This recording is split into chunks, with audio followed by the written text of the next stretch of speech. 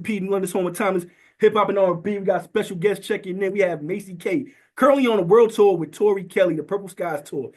How are you? I'm good. I was having a time where I wasn't sleeping at all, and I'm finally pleased to report that I've been sleeping the last few nights. So I feel really rejuvenated and ready to do the last three and a bit half weeks of tour. Oh, really? Okay. Are you currently in New York right now? I am, yeah, we just got here this morning. Okay. Talk about how you actually got affiliated with Tori Kelly and how you be a part of the tour. Yeah, so my management called me at the time. I was really worried because I was stressing about thinking maybe I wasn't good enough and maybe I wouldn't get a tour again. And I was talking to my friend about it, and I got the call the same day, and they said, "Would you like to open for Tori Kelly?" Oh wow. And I know her. I have her music in my phone way Mhm. before any of this. I was just a fan. I think she's absolutely marvelous. And I was so ecstatic to get to join her. And it was so out of the blue. My team never wants to tell me about opportunities until they're really certain because Mhm. you never want to get your hopes up just to be disappointed. So when they offered Right. me it was essentially pretty ready to go. So I got Mhm. to just be like, yes, absolutely. And then I spent a few months prepping for tour. It was amazing. Now talk about the prep for tour and also like was this your first time meeting Tori Kelly prior to going to this being a part of the tour? Yeah, I met her for the first time on the tour. Yeah, I mean, she's Okay. absolutely wonderful. I have nothing but positive things to say about her. But yeah, the prep we had to do, I did choreo lessons, so dancing three times a week. I had vocal lessons one to two times a week, depending for months leading up to it. I went to the gym three to four times a week just Mhm. because it's a lot of cardio to be on stage for that long and you don't realize it until you're on stage and you're out of breath. So I went to the gym very religiously before the tour. So that's sort of what the prep looks like for me. Oh man. So yo, give everybody your background, like how you got started. You're originally from England, right? And talk about how you made your transition over here to LA in America. Talk about that transition a little bit. Mm. Yeah, so I am born and raised in England, the West Midlands. I moved to Los Angeles when I was 14 years old because I was offered a record deal. I didn't end up taking it. My parents thought I was too young to really know who I wanted to be as an artist. So I got into artist development for many years. And I think in the last 2 years or so, I've sort of really solidified who I want to be as an artist. And that's when I started touring. My first ever tour was last summer. And this is my first ever world tour opening for Talk, Tori. talk about some of the international dates you have. Some of the locations out there, international. Yeah, the Asia tour. Mhm. Oh, it was wonderful. We played in, let me think, we played in Taipei, we played in Shanghai, Singapore, Manila. Manila was amazing, Seoul and Tokyo, I believe. Okay. And it was so incredible. That was my first ever world tour. I've never played in Asia like that before on a tour in my life. Everyone was so lovely and so welcoming, and I truly had a brilliant time. Like I have nothing bad to say of it other than the jet lag got me for a solid 2 weeks once I went back to LA. But the actual experience of being out there and playing the shows there, everyone was so lovely and so excited to be there, and I loved every minute. Do you have a favorite city where you performed at? Oh, in Asia, Manila. Manila was Okay. the best crowd I've maybe ever had in my life. Their Oh, energy was infectious. It was unbelievable. I love Manila. I hope to come back. yeah, talk about some of your memorable moments on tour. You talk about Manila being a great experience, but like just, moments, can you talk about that a little bit? Yeah, so Manila was really cool because they were just screaming and shouting, and they would scream every time I did one of my little dance moves, and they were just so high energy and incredible. And another moment I really loved in Japan, the producer of all of the songs that I'm playing on my tour essentially invited me to a show he was playing at last year at the same venue that I played this year in Tokyo. So I remember last year, before him and I had a close relationship, he invited me to the show, and I went and I saw him play drums that night. And I thought, how cool he was. And then we worked together, we made this record, and then I, a year later, got to play that same exact venue that he was at, and I recognized it immediately. So that was a really sentimental moment for me, and that meant a lot.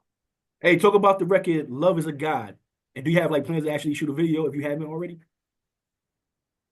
Yeah, so we haven't shot a video for Love is a God. We have shot a music video for one of the other songs on the EP, but Love is a God was sort of me realizing that love for me is sort of my driving force in life. It is what gives me motivation and what drives me and the decisions I make. And there's something very sweet about that and something very scary about that. And the best way I could sort of convey it was sort of almost a spiritual experience. So that's sort of what I was trying to write about in that record. So talk about your EP, Wanderlust the Dawn. Talk about that a little bit. Mm. The dawn or the dusk? That's why I was like reading. Like, do you have two different EPs going on simultaneously? Got like Yes, double. All right. Yeah, I'm sorry about that. That's why I thought, but I wasn't you are sure. completely fine. Yeah. So the new one, The Dusk, comes out on the 18th, and that's what I call the nighttime sister to the dawn. Mm-hmm. In my opinion, they are one big project. I think the best way to listen is to listen to them both. Mm-hmm. But they're called Dawn and Dusk. They're two parts of the same concept, but The Dusk is a little darker and grittier. A lot of my older stuff is a little more alternative and darker production-wise, and this part two of the EP sort of leans a little more into that sound, whereas I think The Dawn is a lot lighter and sweeter, Yeah. if that makes sense. Nah, absolutely. Talk about some of your production on those EPs, and any collaborations that you might have had. Yeah, so I worked with the gentleman that I was talking about that I watched play at the venue in Japan last year. His name's Mike Avename. He's incredibly talented. He was my MD first, and then I started trusting him with my records to produce them. And we worked on this entire EP together. Mike produced every single track. He was such a key part in both of the EPs. They truly could not have been made without him. And I think what's wonderful about him is he really cares about the quality of the records. And one of the songs, Eternity, on this new EP, The Dusk, would not exist had Mike essentially said to me very kindly, "Hey, Maisy, I don't think this song you wrote is good enough to put on this EP. I think you can write a better song." And I did, and that song was Eternity. But that song would not have existed had Mike, my dear friend and collaborator, trusted me enough to be like, "Hey, I think you can do better than this." And he was right. I could, and I did. Yeah. So he was truly an instrumental part in this EP, and neither of them could exist without him. So truly, he has my utmost thanks. Hey, speaking of that, you work with legends like Timberland and Rodney Jenkins, Darkchild. Talk about that. Those are like legends, icons in the whole music biz. Talk about that a little bit. How it was like to work with them. Yeah, it was really amazing. It's so cool because, you see all these different legends and everyone has their own ways of working. And it can feel very, at least for me, intimidating to be in the room with these brilliant minds. And I feel a little out of my element almost because I think I'm a decent songwriter and a decent singer, but it's very overwhelming to be in the room with such brilliant, brilliant minds. But what I've learned about working with all of them is they really love to hear what you have to say.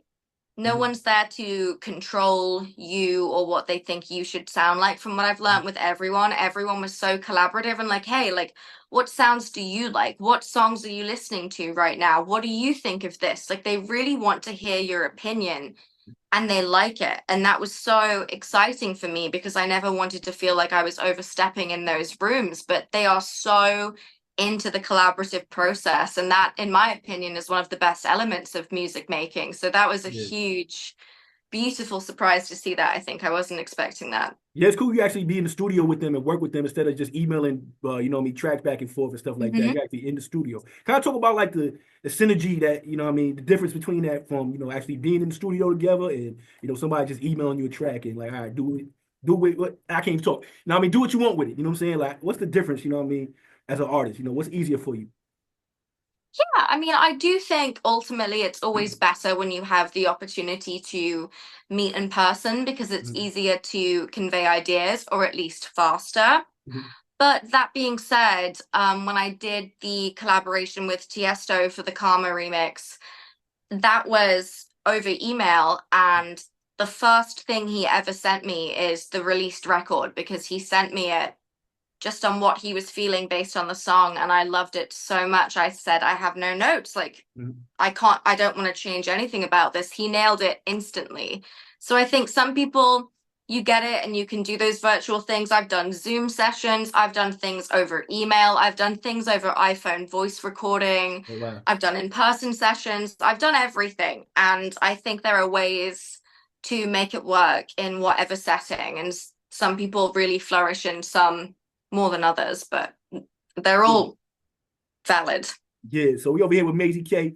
She's currently on the Purple Sky tour with Tori Kelly. When's your actual next show date? When you actually gonna hop back on the stage?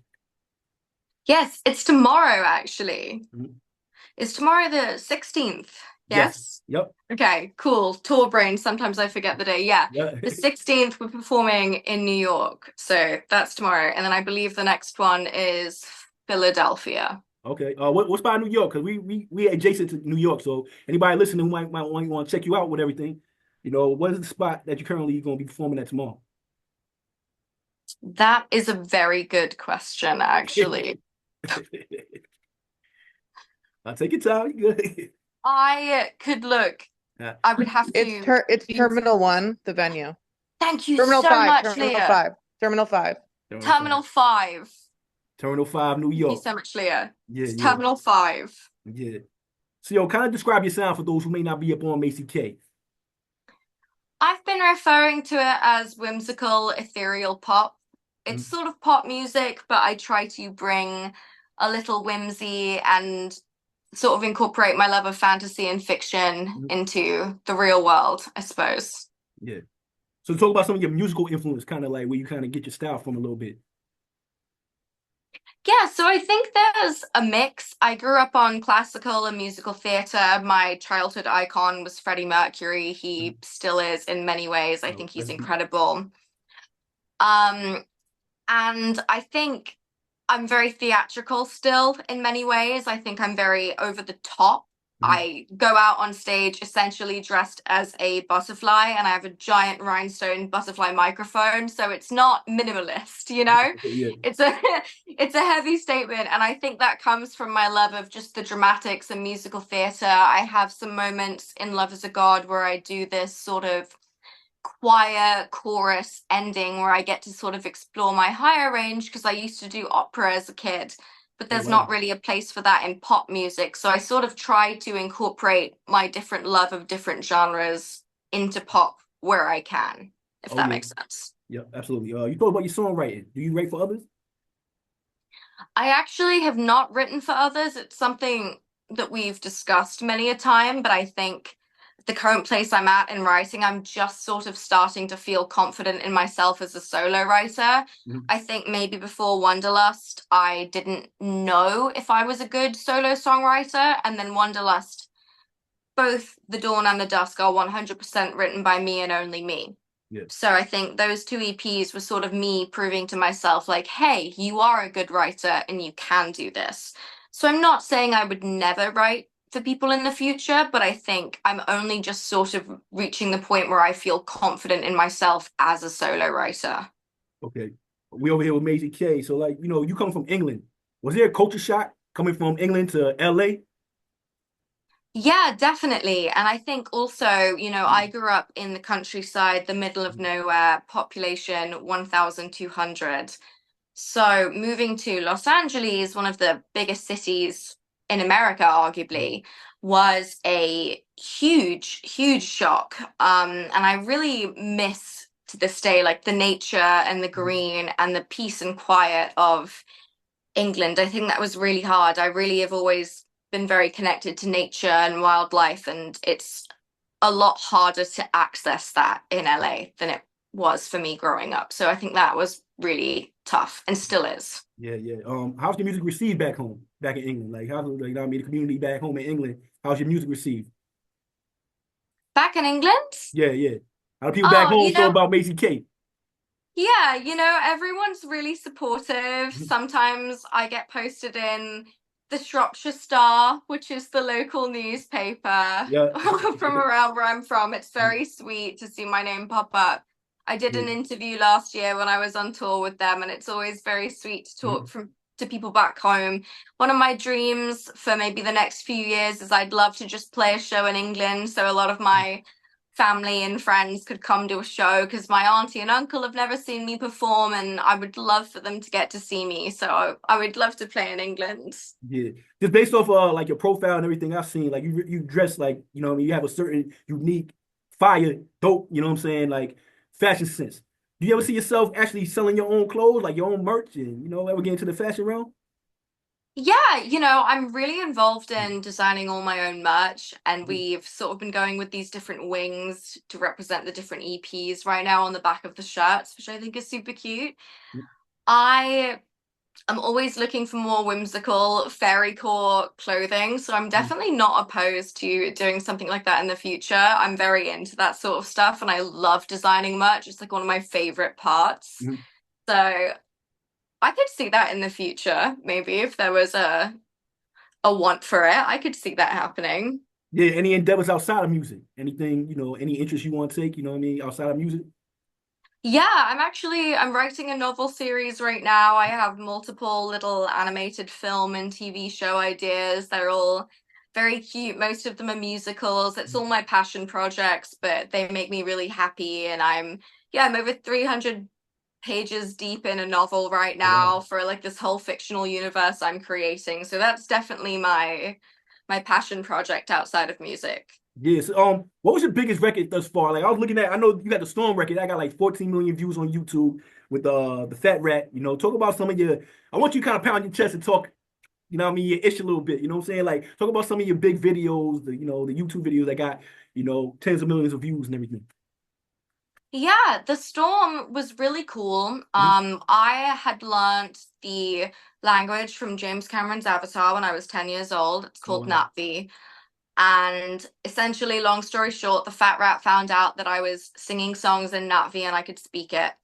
And he had a huge video game, nerdy, loving, fictional audience, and he wanted me to sing in Natvi on a song with him. So we met up in person, we wrote The Storm. I sang in Natvi on it. It did unbelievably well. And we shot a music video, which was actually the Fat Rat's first ever music video. And that was shot in Iceland. So we flew to Iceland. We shot that in real time. The weather was torrential. I was at one point a little scared for my life. Yep. We went spelunking in caves. We were hiking up of mountains in torrential winds. It was one of the craziest experiences of my life, but it's also the arguably highlight of my career. So it was a very cool experience to be part of. Hey, you gotta school me. So Navi is a real language, like people actually speak, like you actually learn that, like it's a real thing. Yes. Oh Yeah. wow. I started when I was 10 and there weren't many resources. There are way more now. There's a lot of resources. The man who made it is called Paul Frommer. Oh wow. How long it take you to get, what I mean, get it down pat? Well, I'm rusty now, but when I learned at 10, I would essentially print out NatV worksheets and do them after I did my regular English homework. So I was giving myself double homework, like voluntarily, which I know looking back seems a bit psychotic. I'm not really sure what 10-year-old me was thinking, to be completely honest with you. But that's what I would do. So I learned pretty quickly back then. And then I got severely bullied for knowing it. So I stopped. Oh wow. For the rest of my teenage years. So I'm rusty now, but I still know conversational pieces, I guess. That's crazy getting bullied off of speaking of language, man. People bully over everything. It's crazy. So after the tour wraps up, what do you got next? Yeah, so for the rest of the year, I'm just gonna spend time with my cat and my friends and my loved ones and relax for the rest of the year. This is the longest tour I've ever been on, and I'm really excited for a break. And I know next year my team would really love for me to do my own tour, for me to headline my own little small tour. There's nothing set in stone yet, but I know that's a real goal for everyone. And I think that would be really cool. I've never gotten the chance to design my own stage before and really get to think of what a show of mine would look like with a full band and everything. I think that could be a really cool challenge for me. And I'm really hopeful we can do that next year. Yeah, so like, would you be the equivalent of like Bridezilla as far as like, you know what I mean, just micromanaging everything with your tour if you were to put together your own tour, you know? I think I would just be really excited to see what we can do with the budget and the smaller stage, how we can bring my love of fantasy and fiction onto a stage. You know, when you're an opener, you don't normally get a band, you don't really get to make a lot of decisions on like what's happening, which is cool, but I've never performed on tour with a band. I've never had control of a lighting or a stage setup, and I'm so curious to see what I could do to sort of bring my fairy elvish fantasy onto a stage if I had that opportunity. So I'm really hopeful I could try and do that in the future. I think that would be really cool. Yeah, so we're here with Maisy K. We're gonna get into your new record, Love is a God. You want to say anything else to anybody, you know what I mean, listening, you know, as far as like your Instagrams, your social medias and everything? Yeah, you can find me everywhere at Maisy K. That's MAISYKAY. And I'm just so thankful for all of the love and support. And thank you for having me today. Pleasure having you. Thank you. You know what I mean?